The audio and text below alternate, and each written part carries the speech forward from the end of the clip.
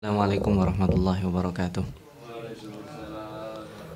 Alhamdulillah, alhamdulillahilladzi akhrajana minadh dhulumati ilan nur. Allahumma salli wa sallim wa barik ala sayyidina Muhammadin sallallahu alaihi wasallam wa ala alihi wa ashabihi ajma'in. Amma ba'd. Bapak-bapak, ibu-ibu, kaum muslimin dan muslimat yang dicintai Allah, bersyukur pada Allah pagi hari ini di hari Jumat yang terakhir di bulan Dzulqa'dah, kita dipertemukan Allah Subhanahu wa taala dengan harapan mudah-mudahan keistiqomahan yang dikaruniakan Allah sanggup kita jaga dan juga dijaga oleh Allah hingga akhir hidup kita. Allahumma amin. Yang kedua, pada majelis tadabbur kita pagi kali ini insyaallah masih meneruskan tentang kisah Bani Israel. Dan pagi hari ini kita akan membahas ayat 89 sampai 93. Seperti halnya pekan lalu, kita akan membahas beberapa karakteristik sekaligus solusi yang Allah tawarkan. Yang menarik bahwa dalam kajian Al-Quran, Allah mengkritik sepedas apapun kritikan Allah, itu selalu diberikan solusi. Seburuk apapun sifat yang diungkap Allah, pasti ada solusinya. Nah, kini melanjutkan dari pekan lalu, kita sama-sama mendiskusikan bahwa mereka ternyata berkelompok, yang kelompok-kelompok itu juga punya afiliasi dengan orang-orang musyrik, sehingga mereka sendiri pada hakikatnya juga tidak bisa dikatakan utuh satu kesatuan. Jadi ternyata mereka yang kita bahas pekan lalu ada Bani Quraidah, Bani Qainuqa, Bani Nadir, itu masing-masing memiliki koalisi dengan orang-orang Arab. Yang nantinya pada hari ini kita akan tadabburi, mereka pun dengan koalisi mereka juga nggak akur. Itu yang pertama. Yang kedua, yang menarik dalam bagian-bagian tertentu setelah melakukan kritikan terhadap Bani Israel itu, Allah akan mengatakan orang-orang ini menjual diri mereka, menjual agama mereka dengan dunia. Itu selalu diulang-ulang, nanti kita akan membahas. Tapi kita akan memulainya pada ayat 89. A'udzu billahi minasyaitonir rajim. Bismillahirrahmanirrahim. Walamma ja'ahum kitabun min 'indillahi musaddiqun lima ma'ahum wa kanu min qablu yastaftihuna 'alal ladzina kafaru walamma ja'ahum ma 'arafu kafaru bih fala'natullahi 'alal kafirin. Ini sangkutannya adalah dengan Al-Qur'an. Ketika datang kepada mereka sebuah kitab min indillah, yaitu Al-Qur'an, musaddiqul lima ma'ahum, sebagai pembenar yang menyokong, yang membenarkan terhadap apa yang mereka pegang, yaitu Taurat. Di dua-duanya di sini dibicarakan adalah kitab. Nanti kita akan bahas ya, kenapa redaksinya seperti ini. Wa kanu min qablu, padahal mereka sebelum datangnya Al-Qur'an atau sebelum Nabi Muhammad diutus, kanu, mereka yastaftihun. Ini bahasanya juga menarik. Yastaftihun. Yastaftihun itu artinya yastansirun. Mereka kalau bahasa kita apa ya? Itu bertafaul, mengambil optimisme dari Nabi Muhammad SAW. Jadi ceritanya begini, Bani Quraidah, Bani Qainuqa, Bani Nadir, yang masing-masing ini punya koalisi dengan suku-suku yang ada di Madinah. Mereka ketika berperang dengan mereka, bersama mereka, di belakang mereka, itu statusnya sebagai follower. Nah, jadi sebagai orang yang bukan orang pribumi. Ketika orang pribumi bersengketa, mereka hanya tukang kipas, mereka hanya penggembira. Nah, status seperti itu tuh nggak enak buat mereka. Nah, suatu ketika mereka tidak ada kecocokan dengan orang-orang itu, baik Aus ataupun Khazraj yang pekan lalu kita tadabburi ya. Dua suku besar ini berseteru sehingga mengakibatkan Bani Qainuqa, Bani Quraidah dan Bani Nadir itu juga berseteru sesama mereka. Tetapi status mereka bukan inti orang yang berseteru, mereka ngikut saja. Nah, suatu ketika mereka juga tidak sepakat. Dan ketika tidak sepakat dengan orang-orang Aus dan Khazraj itu, mereka yastaftihun. Jadi mereka bilang seperti ini, redaksinya banyak ya, kita bisa membaca di tafsir Ibnu Katsir, tafsir At-Tabari, di buku-buku tafsir yang banyak bisa kita temukan. Intinya Al-Fakir Rangkum bahwa mereka mengatakan, ya Allah, demi Muhammad yang engkau utus. Jadi nama Muhammad itu sudah ada di dalam Taurat. Demi Muhammad yang namanya sudah ada dalam buku kami, ya Allah, utuslah dia, menangkanlah dia, sehingga kami bisa bersama dia memerangi orang-orang yang bodoh itu. Jadi intinya mereka itu ingin berjumpa dengan Nabi Muhammad. Dengan Nabi Muhammad itu harapan mereka bisa menundukkan orang-orang musyrik atau orang-orang Arab jahiliyah itu. Jadi sebenarnya mereka yastaftih itu berharap bahwa karena sifat Nabi Muhammad, namanya secara jelas, karakteristiknya itu sangat gamblang ada di dalam Taurat. Saking mereka tahunya itu, mereka seperti itu. Berharap mereka dapat berjumpa, dan dengan Nabi Muhammad SAW itu mereka sanggup menundukkan orang-orang itu. Sehingga tujuan utamanya sebenarnya bukan Nabi Muhammad, tapi mereka dapat meraih posisi bukan sebagai follower, bukan sebagai orang yang mengikuti, tapi sebagai orang-orang yang berada di depan. Nah, tapi mereka sesungguhnya tidak tahu siapa itu Nabi Muhammad nantinya. Nah, ini nanti yang menarik ya. Yastaftihuna 'alal ladzina kafaru, dan mereka juga sudah mengetahui bahwa posisi orang-orang musyrik itu di sini dibahasakan 'alal ladzina kafaru. Kenapa tidak dikatakan misalkan mereka yastaftih terhadap koalisi mereka? Karena bahasa koalisi sendiri itu kan bisa plus, bisa minus, bisa negatif, bisa positif. Tapi kalau sudah dikunci oleh Allah, yastaftihuna 'alal ladzina kafaru. Mereka sebenarnya juga tahu bahwa orang-orang itu tidak benar. Mereka juga sebenarnya tahu bahwa yang disebut orang-orang kafir itu adalah orang-orang yang mengingkari Allah dan utusannya. Ini bahasanya bukan sembarang bahasa. Dan tanpa jeda, tanpa titik, tanpa diselangi bahasa lain, Allah langsung katakan, falamma ja'ahum ma'arafu kafaru bih. Dan ketika orang yang dia tadi jadikan istiftah tadi itu, yang dijadikan sebab mereka berharap, sangat berharap Nabi Muhammad itu diutus bersama mereka sehingga mereka bisa menang, ketika itu benar-benar datang dan ternyata bukan dari golongan mereka, bukan dari Bani Israel, nanti ditegaskan lagi di ayat berikutnya. Makanya bahasanya walamma ja'ahum ma'arafu, sesuatu yang mereka sudah tahu. Apa kata Allah? Kafaru bih. Nah, ini dalam bahasa Arab diulang 2 kali. Coba kita perhatikan. Jadi setelah tadi wa kanu min qablu yastaftihuna 'alal ladzina kafaru. Nah, mereka melakukan itu. Falamma ja'ahum ma'arafu kafaru bih. Jadi kafar di sini diulang 2 kali. Jadi misalkan hari ini kita mengatakan misalkan orang yang melakukan perbuatan A, dia adalah orang A. Tapi perbuatan A ini dia tidak suka. Ternyata orang yang mengatakan dan orang yang tahu itu melakukan. Coba kalau dalam teori tahu dan tahu, kemudian melakukan dan tidak melakukan, maka ini termasuk jenis kesalahan yang sangat besar. Karena mereka yang mengatakan, alal ladzina kafaru, itu meskipun bahasa Allah, itu mereka tahu bahwa yang dilakukan orang-orang musyrik Aus dan Khazraj itu salah. Dan salahnya bukan bahasa salah. Al-Quran mengatakan alal ladzina kafaru, yaitu terhadap orang-orang yang kafir. Nah, ketika mereka melakukan itu, maka maksud Allah di sini status orang-orang Yahudi Bani Israel itu lebih buruk dari Aus dan Khazraj. Kalau Aus dan Khazraj mereka kafir terhadap Nabi seandainya, itu tidak ada masalah. Kenapa? Karena mereka nggak tahu. Jadi berangkatnya dari ketidaktahuan. Tetapi mereka sebelum Nabi Muhammad diutus itu sudah tahu. Makanya di sini falamma ja'ahum ma'arafu. Dan kemarin kita bahas pengetahuan mereka itu seperti halnya mereka mengenal anaknya. Nggak ada seorang ayah yang tidak tahu seluk-beluk anaknya. Tahu dia pasti. Makanya di sini ma'arafu kafaru bih. Maka hukuman yang setimpal juga layak.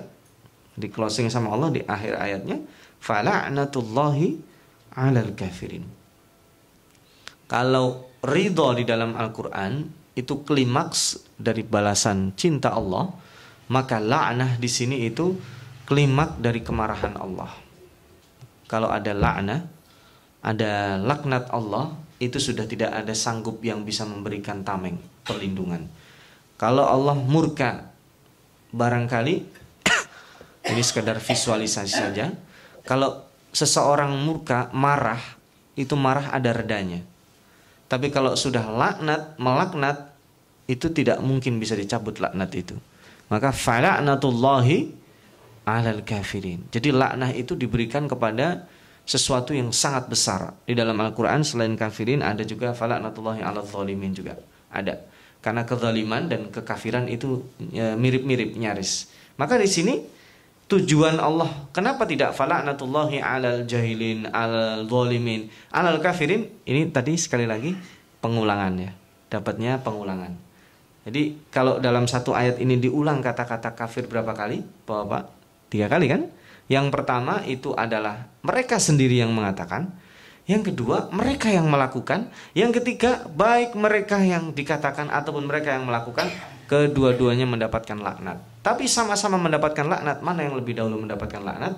Yaitu yang terakhir. Jadi ayat ini sangat-sangat luar biasa dalam maknanya. Ketika Allah mengatakan fala'natullahi 'alal kafirin, orang yang membaca akhir ayat ini kemudian bertanya, siapa orang-orang kafir yang dilaknat Allah di dalam ayat ini? Langsung akan menengok yang paling terdekat. Falamma ja'ahum ma'arafu kafaru bih. Yaitu orang-orang Yahudi yang sudah tahu bahwa Muhammad itu hak, bahwa kitab suci Allah itu benar. Itu satu. Yang kedua, beda kasus, tetapi Allah tetap memberikan laknat, yaitu orang-orang yang tadi disebut didatangi Nabi Muhammad pada waktu itu, tapi mereka tidak mau beriman. Tetapi pada prakteknya orang-orang Madinah, suku Aus dan Khazraj itu sangat-sangat sedikit sekali yang tidak beriman kepada Rasulullah SAW. Kenapa? Apa bedanya suku Aus dan Khazraj dengan suku Quraisy? Kalau suku Quraisy itu dari awalnya mereka tidak ingin tersaingi. Sementara Aus dan Khazraj ini dari awalnya mereka bertikai. Ketika datang Nabi Muhammad memberikan harapan, dan kenapa Nabi Muhammad itu kemudian penerimaannya jauh lebih mudah dibanding di Mekah? Karena sebelum Nabi datang itu sudah diutus Mus'ab bin Umair yang memasuki setiap rumah. Tidak ada rumah di Madinah yang tidak dimasuki beliau. Siapapun orangnya, mau orangnya galak, mau orangnya murah senyum, mau kaya, mau miskin, dia masukin. Dia sampaikan Islam. Maka ketika Nabi Muhammad SAW datang memberikan follow up, itu sangat mudah. Dan tujuan utama Nabi Muhammad SAW datang itu adalah mendamaikan Aus dan Khazraj. Di antara tujuannya setelah memberikan risalah Allah. Maka kenapa didahulukan alal ladina kafaru ini? Ini kan menurut penilaian orang-orang Yahudi. Dan itu kata-kata alal ladina kafaru memposisikan step mereka satu lebih baik dari orang-orang itu. Jadi ketika mengatakan, ya Allah kirimkan kami Muhammad, berikanlah kesempatan kami berjumpa dengan Muhammad, dengan dia akan kami tundukkan orang-orang kafir itu. Itu kan klaim. Jadi klaim seolah-olah dia bukan orang kafir, itu satu. Yang kedua, klaim bahwa dia lebih baik dari yang mereka sebut alal ladina kafaru itu. Yang ketiga, klaim ini sekaligus menunjukkan bahwa mereka sangat tamak dengan kenabian. Karena tahu posisi Nabi itu seperti apa. Jadi 3 hal itu begitu datang dan ternyata Nabi Muhammad itu tidak termasuk dari golongan mereka. Jadi Nabi Muhammad itu ternyata orang lain. Nah, ini mulailah di situ menjadi masalah yang sesungguhnya. Falamma ja'ahum ma'arafu kafaru bih. Mereka langsung kafaru bih. Jadi di sini tidak ada jeda sama sekali, maka Allah langsung menghukum fala'natullahi 'alal kafirin. Itu yang menarik, diulang kata-kata kafir dalam satu ayat 3 kali. Itu sama dengan kata-kata al-mizan atau al-waznu dalam surat Ar-Rahman, dalam beberapa ayat langsung diulang 4 kali. Berarti ada satu fenomena yang menarik. Jadi bahwa di sini fenomena kekafiran, fenomena pengingkaran terhadap dakwah Nabi Muhammad SAW itu bukan sesuatu yang baru. Bahkan orang yang mengetahuinya pun akan mengingkarinya. Maka jangan heran nanti suatu ketika kita tahu itu benar tapi kita tidak melakukan. Kita tahu itu salah tapi kita melakukan, tapi hukumannya berat. fala'natullahi 'alal kafirin. Nah, ini yang terjadi. Jadi sebenarnya yang kita lihat fenomena masyarakat itu bukan seseorang ini tahu dan tidak tahu, tapi seseorang ini mau atau tidak.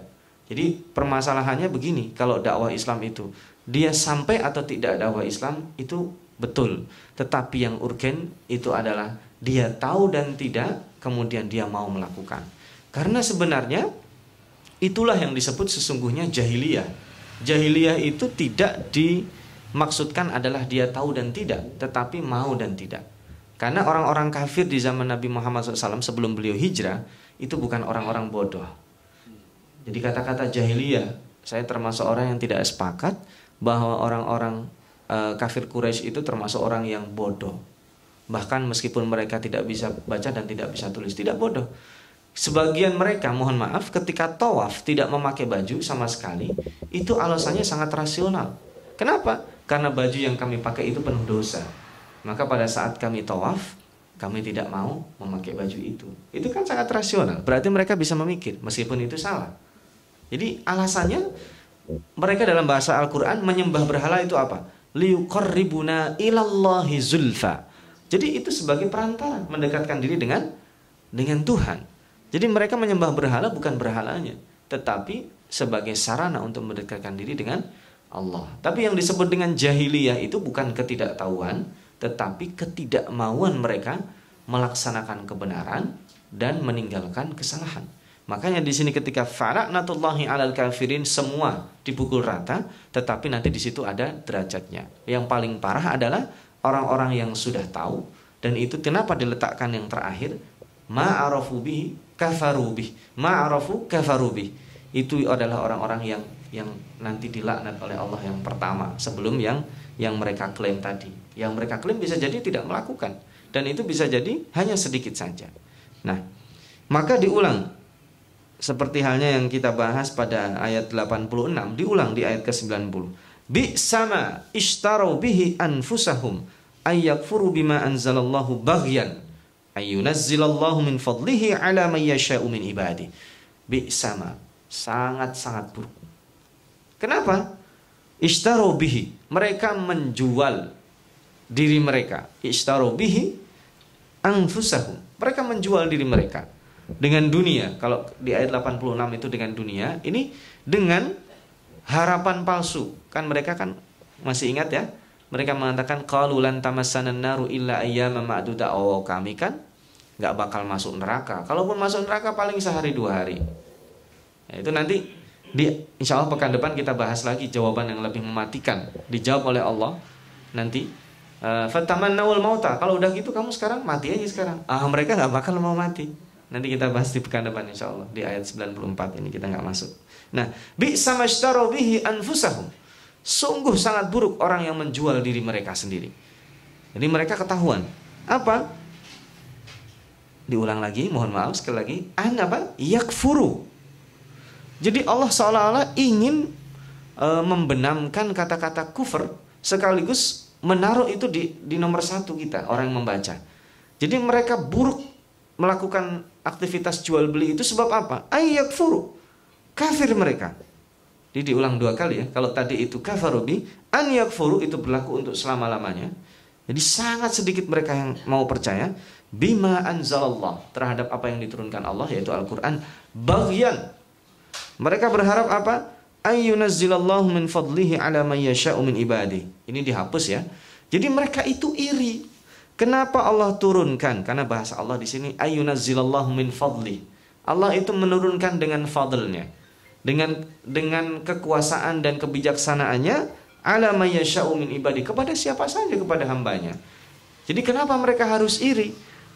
Jadi nanti suatu ketika ada orang yang semangat memperjuangkan kebenaran, tetapi kemudian ketika mereka ternyata ada sesuatu di balik perjuangan mereka. Ketika mereka muncul tokoh, ya kok yang keluar tokohnya bukan dari golongan saya, maka akan kelihatan aslinya.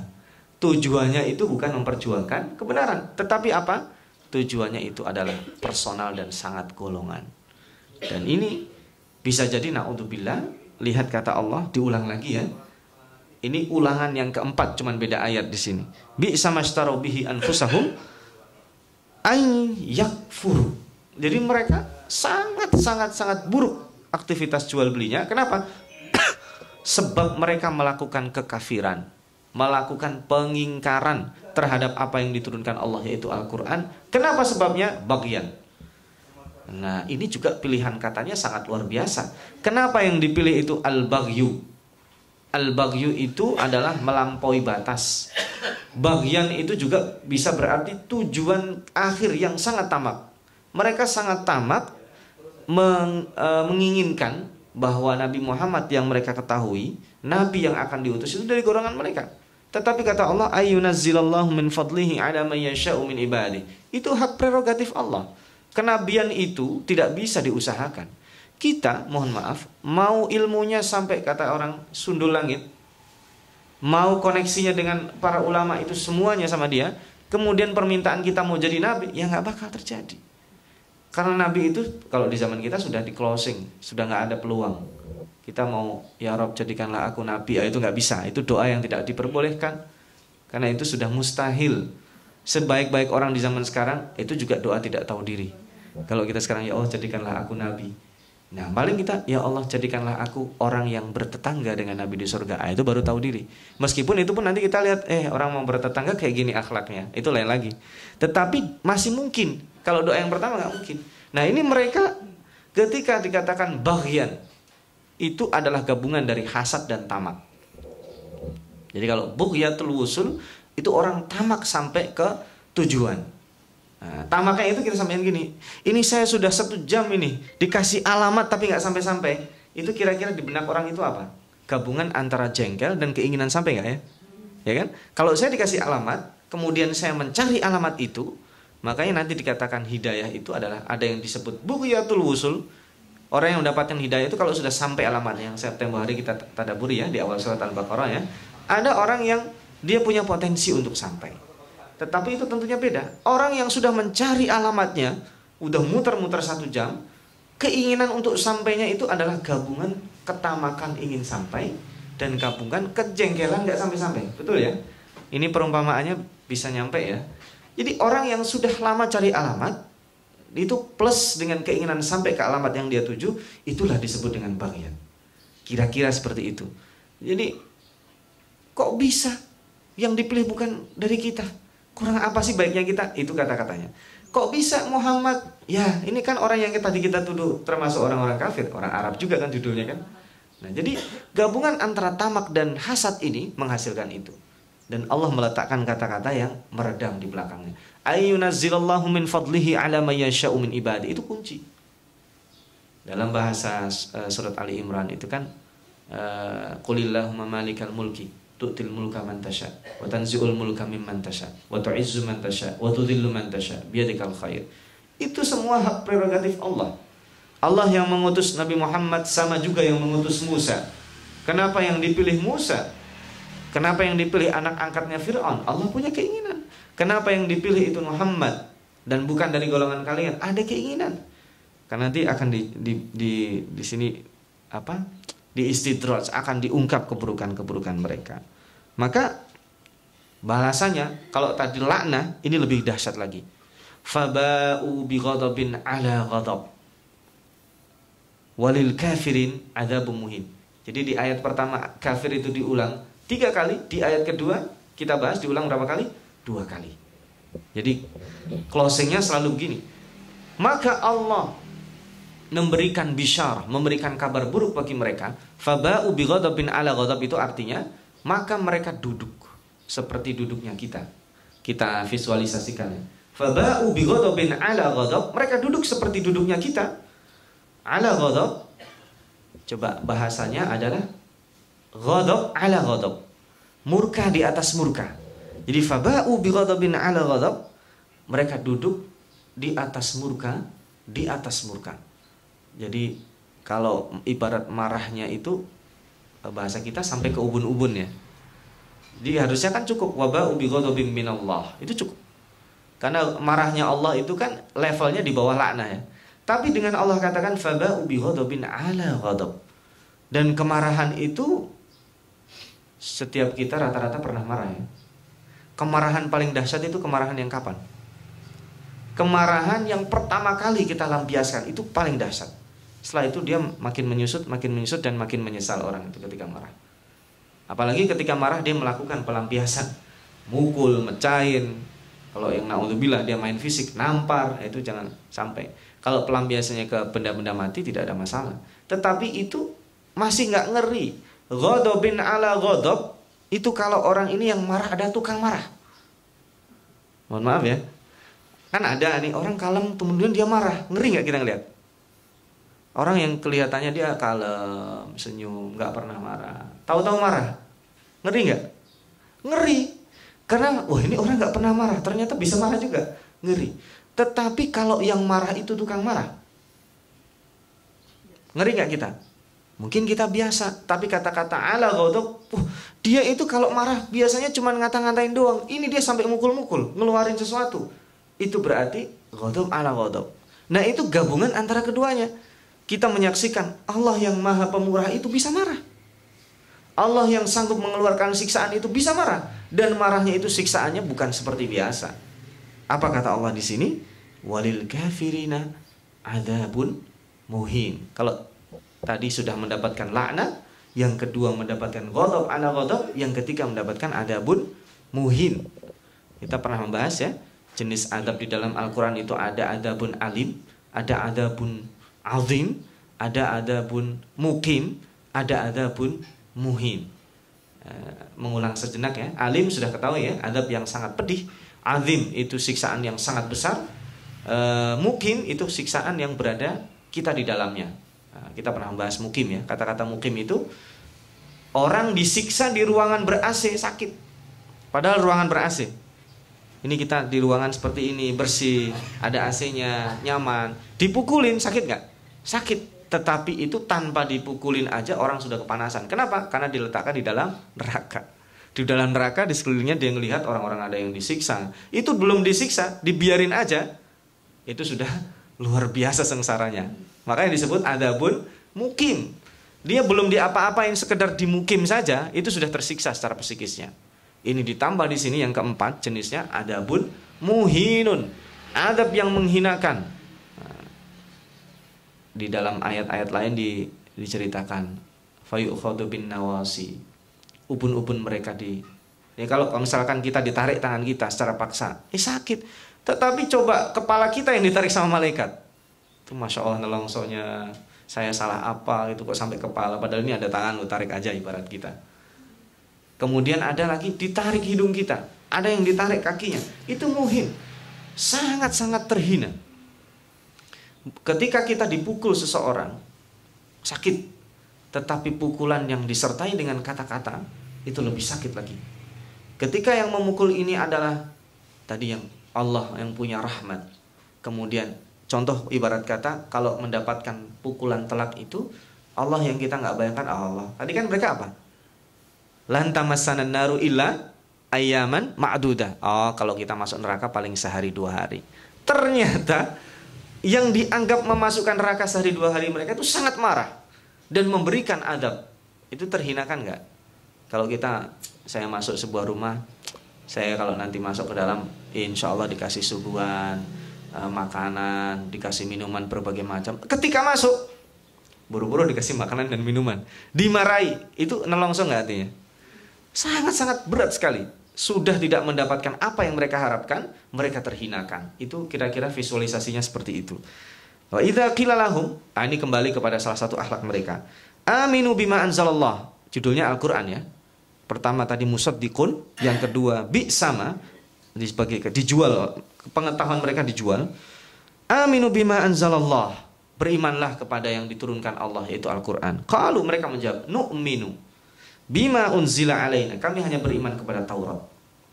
Setelah Taurat kami enggak beriman. Wa yakfuruna bima wara'ahu, dan mereka kafir. Nah, ini Al-Qur'an juga meliuk-liukan hati kita. Jadi mereka seolah-olah Allah berbicara langsung dengan mereka. Aminu bima anzalallah, kemudian wa yakfuruna bima wara'ah, menggunakan orang ketiga, gaya bahasa ketiga. Kemudian wahwal haqqu musaddiqan lima ma'ahum, qul, katakan Muhammad, falima taqtuluna anbiya Allah min qablu in kuntum mu'minin. Jadi mereka ingin melarikan dari Al-Quran. Oh, kami nggak beriman dengan Al-Quran. Kami beriman kepada Taurat saja. Dan mereka kafir dengan... Nah, di ayat ketiga diulang apa kata-katanya? Kafir lagi kan? 3 di ayat pertama diulang. 2 di ayat 90 diulang 2 kali. Sekarang di sini diulang lagi. Wa yakfuruna bima wara'ah. Jadi judul pertemuan kita pada hari ini adalah kufur. Kufur itu, kita masih ingat ayat terakhir yang kita bahas pekan lalu. Qulubuna ghulfun. Apa itu ghulfun? Tertutup. Jadi kafir itu menutup peluang. Jadi ketika Anda mau menawar sesuatu yang saya miliki, tidak ada tawar-menawar. Qalu qulubuna ghulfun. Ini sudah tutup harga. Kalau mau ambil, kalau enggak ya udah. Itu ibarat jual beli aktivitasnya kayak gitu. Kalau mau ambil, kalau enggak sudah. Ini ada jenis kekafiran yang sangat luar biasa. Nah, mereka ketika mengatakan, oh enggak, kami hanya beriman kepada Taurat, seolah-olah sudah menang kan? Tapi kata Allah, katakan Muhammad sama mereka, falima taqtuluna anbiya Allah. Nah, itu kan sudah sekat gitu. Kalau kamu beriman kepada Taurat, kenapa kamu bunuhin itu nabi-nabi kalian? Dan Bani Israel itu kaum yang paling banyak membunuh nabi-nabi. Kita masih ingat kaumnya Nabi Nuh. Seburuk-buruk kaum Nabi Nuh pun tidak dibunuh. Betul ya? Kaum Ad, seburuk-buruk kaum Ad itu masih menganggap Hud itu adalah saudara mereka, karena itu orang terbaik di antara mereka. Mereka tidak membunuh. Nabi Saleh, kaum-kaum terdahulu sebelum mereka, seburuk-buruk mereka itu tidak sampai membunuh. Mengancam bunuh iya, tapi membunuh tidak sampai. Tetapi Bani Israel, na'udzubillahi min dzalik. Bapak-bapak bisa membaca surat Yasin ya, Ashabul Qaryah itu ya. Jadi mereka diutus 2 rasul, nggak cukup. Fa'azzazna bithalisin, diutus 3 rasul, 3 utusan, dibunuh ketiga-tiganya. Bahkan orang yang menunjukkan kebenaran itu, rajulun waja'a rajulun min aqsal Madinah, dibunuh juga. Jadi kalau diibaratkan derajat yang di bawah rasul itu dai, itu sahabat kalau di zaman Nabi Muhammad SAW, itu keempat-empatnya orang baik yang terbaik dibunuh sama mereka. Nabi Zakaria dibunuh sama mereka. Nabi Yahya dibunuh sama mereka. Dan yang terakhir Nabi Isa alaihissalam, itu pun kalau tidak diselamatkan Allah akan dibunuh sama mereka. Jadi ketika dikatakan falima taqtuluna anbiya Allah, itu udah habis, mereka nggak bisa menjawab. Makanya di sini ketika in kuntum mu'minin, jadi ini kebalikannya kafir ya. Kalau kalian beriman kepada Taurat, kenapa kamu bunuhin nabi-nabi itu? Walaqad ja'akum Musa bil bayyinat, thumma takhadtumul ijla min ba'dihi wa antum zalimun. Nah, ini metode sebenarnya tidak boleh dalam kita berhujjah, dalam kita berdialog, itu mengingatkan kesalahan orang, masa lalu orang ya. Tetapi ini kalau memang dia menyerang dengan sesuatu yang enggak rasional, ini adalah kata-kata kunci. Lah kalau kamu beriman kepada Taurat saja, kenapa kamu bunuhin? Yang kedua, kalau kamu beriman kepada Taurat saja, kenapa ketika Musa datang bil bayyinat, tsumma takhadtumul ijl? Nah, kalau kamu bilang sama Nabi Musa percaya, kenapa kamu sembah itu al-ijl? Al-ijl itu adalah apa? Anak sapi. Nah, dalam bahasa Arab itu sapi dan anak sapi beda. Kalau di bahasa Indonesia nggak ada. Sapi, anak sapi namanya apa? Ya anak sapi. Kalau bahasa Jawa masih ada tuh. Sapi sama anak sapi namanya beda. Kuda sama anak kuda namanya beda. Kalau di kita di dalam bahasa Indonesia, saya tidak tahu juga kenapa tidak dibedakan. Ini untuk membedakan, untuk sekaligus menghinakan. Jadi kenapa harusnya kan Allah mengumumkan saja jenisnya. Tsumma takhadtumul baqar misalnya. Lalu kemudian kalian jadikan sapi itu disembah. Tapi di sini al-ijl. Al-ijl itu sapi yang anak sapi. Jadi supaya mereka ini tersakiti lagi memorinya. Jadi kita masih ingat ya, tempo hari waktu mempelajari disembelih itu sapi. Kenapa yang dipilih itu sapi? Supaya mereka itu benar-benar menyembelih sapi itu di dalam hatinya. Karena nanti ini luar biasa. Min ba'dihi wa antum zalimun. Nanti di ayat berikutnya ya. Kenapa kamu ambil sapi itu disembelih? Kemudian kalian menjadi orang zalim setelahnya. Nah itu 2 ya. Yang pertama, kamu ngaku beriman tapi bunuhin Rasul. Ngaku beriman kepada Musa, tapi ketika Musa datang, tapi kenapa? kamu kemudian menyembah sapi, anak sapi, maaf, bukan sapi di sini. Al-ijl itu anak sapi. Ijlan jasadan lahu khuwar. Dan Al-Quran secara detail sapi yang berbunyi. Nah kalau kucing meong, kambing mengembek, khuwar itu bunyi sapi. Nah ini nggak bisa di bahasa Indonesia kan? Itu keterbatasan bahasa berarti kan. Bakor sapi, ijl anak sapi, khuwar bunyi sapi. Nah, kalau di bahasa Indonesia bunyi sapi tidak dimasukkan dalam kategori ya. Kalau kambing mengembek, ya kan? Kalau kucing mengeong. Nah kalau sapi, ya mungkin kira-kira dicari sendiri lah bahasanya. Yang penting paham ya. Nah yang terakhir, ayat terakhir, wa id akhadna mitsaqakum. Ini yang dahsyat. Dan ketika kami ambil janji kalian, ingat ya, janji di dua pertemuan yang lalu, kan mereka mengatakan, oh enggak, kami kalau masuk neraka paling sehari 2 kali, kami akan dimuliakan Allah. Itu emang kamu udah janjian sama Allah, sudah hitam di atas putih. Tetapi kata Allah apa? Wa id akhadna mitsaqa bani Israil. Ternyata janji yang disebut itu bukan itu, adalah supaya tidak syirik. Masih ingat ya dulu ya, berbuat baik kepada orang tua, dzawil qurba dan seterusnya. Nah ini juga wa id akhadna mitsaqakum wa rafa'na fawqakum, dan kami angkat kalian di atas kalian at-tur, gunung. Ini mayoritas mufassirin ini mengatakan majaz. Jadi ketika seseorang berjanji, itu seolah-olah gunung diletakkan di atas kepalanya. Wa rafa'na fawqakum at-tur, di atas kepala. Ini bukan ancaman, tapi ketakutan mereka pada saat dijanji itu sebagaikan ditaruh gunung di atas mereka. Mohon maaf kalau seorang bersumpah itu di kita biasanya kan ditaruh di Quran, ditaruh di kepalanya. Itu dia takut atau tidak, itu bagaikan gunung ditaruh di sana. Kenapa? Dia diikat. Kalau dia ingkar janji, luar biasa. Makanya di sini bahasanya wa rafa'na fawqakumut tur. Itu gunung ditaruh di atas kepalanya, seolah-olah sangat besar sekali. Mereka sangat takut. Iya. Dia akan mengatakan, ya Rabb, kamu akan beriman kepadaku? Iya ya Allah. Kamu tidak melakukan, kan banyak ya, tidak saling membunuh. Wa labbaik ya Allah. Kamu tidak saling menawan dan mendolimi satu sama yang lainnya. Ya ya Allah. Itu dia mengatakan ya ya Allah, itu seolah-olah mereka melihat gunung di atas kepala mereka. Jadi jangan kita pahami bahwa oh Allah ternyata main ancam juga. Oh enggak. Allah hanya menggambarkan bahwa mereka taatnya luar biasa itu karena melihat seolah-olah gunung diletakkan di atas kepala mereka. Khudhu ma atainakum, dan diambil, laksanakan biquwah. Ah ini luar biasa. Nanti lain waktu kita bahas ya. Karena kata-kata biquwah, melaksanakan hukum Allah itu harus dengan biquwah. Gak bisa kita basa-basi. Ayo kita pura-pura sholat yuk, supaya orang-orang yang jelek itu gak tahu kalau kita sedang sholat. Jadi kita perlu kekuatan supaya kita bisa bebas mengekspresikan keagamaan kita. Jadi di zaman-zaman ketika dinistakan, kita malu. Mohon maaf nih. Sekarang bapak-bapak, kalau pergi ke mall dengan pakaian seperti ini, pede nggak? Pasti enggak. Wah, dibilang, wah salah kostum ini. Ya kan?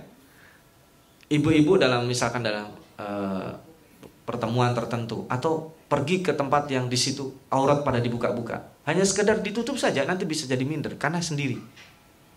Jadi kata-kata biquwah itu luar biasa. Dan di sini bahasanya biquwatin. Jadi pakai nakirah, perlu kekuatan yang sangat besar. Bukan pemaksaan, tapi kekuatan mentalitas dulu sebelum ekspresi keagamaan itu. Kemudian kita menjaga diri, kehormatan pada saat negara kita ini lacur, sudah hancur. Menjaga mental supaya kita optimis itu juga perlu biquwah. Jadi kita melakukan agama itu harus biquwah. Kalau enggak biquwah, sulit sekali. Mudah-mudahan nanti lain waktu kita bisa membahas kata ini ya.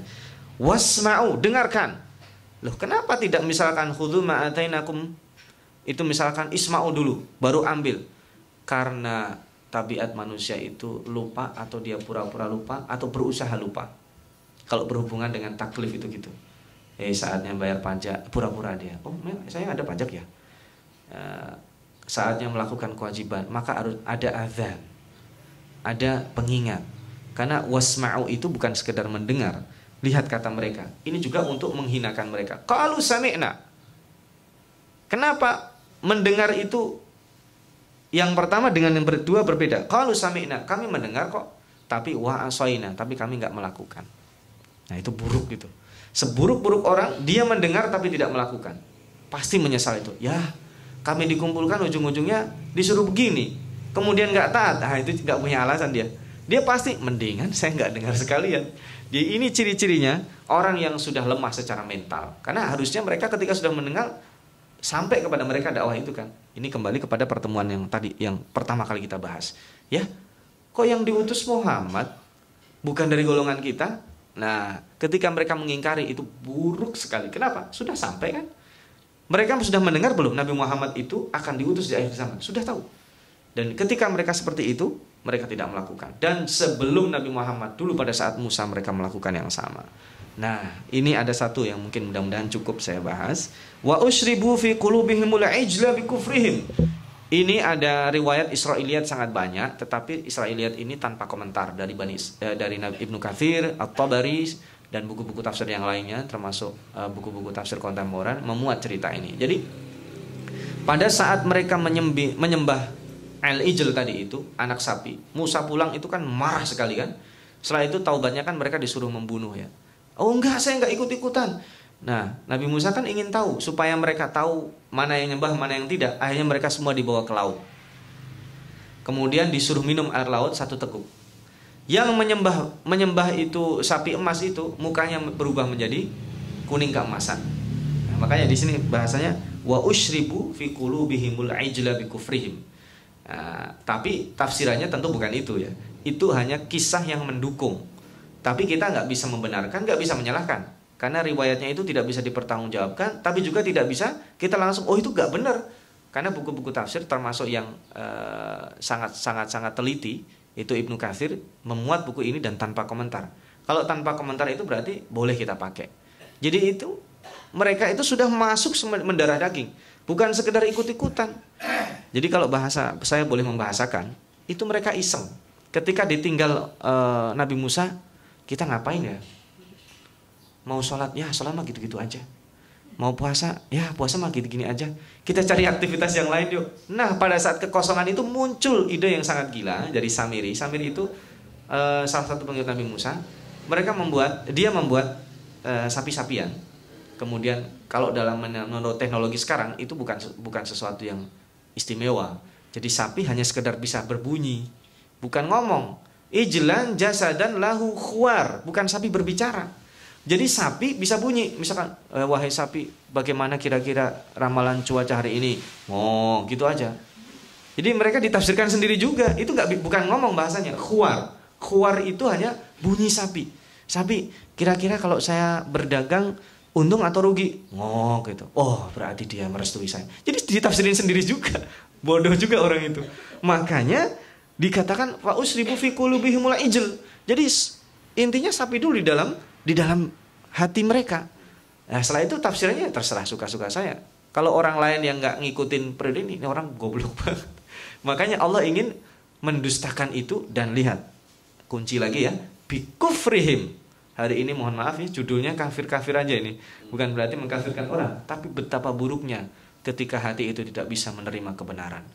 Maka di closing, qul bi'sa ma ya'murukum bihi imanukum in kuntum mu'minin. Jadi sangat buruk sekali mereka termasuk orang-orang yang tidak beriman. Ini yang mungkin bisa Al-Fakir sampaikan. Mohon maaf estimasinya melebihi dari yang saya perkirakan. Biasanya kita selesai 35 menit, ini 40 menit, nyaris 45.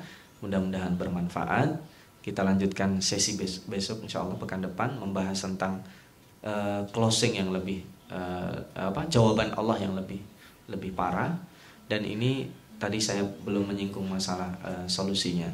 Jadi solusinya adalah di sini Allah menyebut kufur beberapa kali.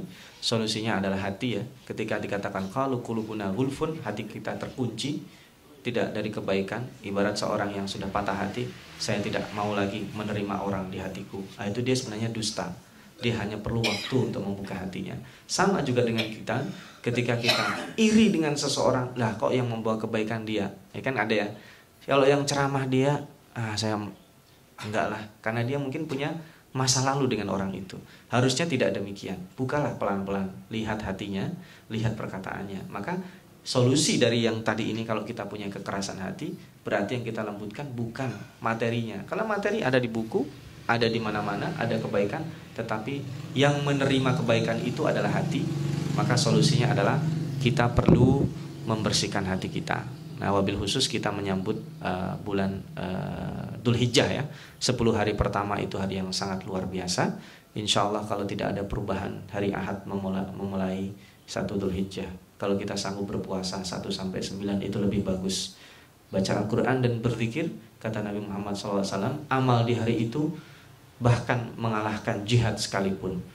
Sampai jihad wahai Rasulullah? Iya, kecuali mereka yang berjihad tidak pulang kecuali namanya. Kalau saya tafsirkan dengan bahasa kita, artinya orang berjihad meninggal itu baru mengalahkan ibadah kita di 10 pertama di bulan Dzulhijjah. Mudah-mudahan dengan kajian singkat ini tentu yang berhubungan dengan tema hati kita dijaga sekali lagi oleh Allah Subhanahu wa taala agar jangan sampai tertutup menerima kebenaran. Juga kita berdoa mudah-mudahan yang kita lakukan dan kita sampaikan ini bisa sebanyak mungkin direkayasa sehingga kebaikan itu menjadi mudah, sehingga kita bisa melaksanakan ekspresi keagamaan kita biquwah, dengan kekuatan, nggak perlu kita tahan-tahan, kita bisa ekspresi sangat luar biasa. Nggak perlu kita, zaman dulu kan ada istilah mau takbir Allahu Akbar aja sambil batuk, ya kan? Saya masih mendengar zaman-zaman susah ditekan Allahu Akbar, ya seperti itu.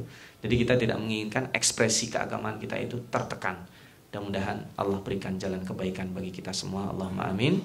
Ini yang bisa Al-Fakir sampaikan. Nanti jika ada beberapa yang bisa ditanyakan atau kita diskusikan setelah kita tutup, mohon maaf. Jazakumullah khairan. Assalamualaikum warahmatullahi wabarakatuh.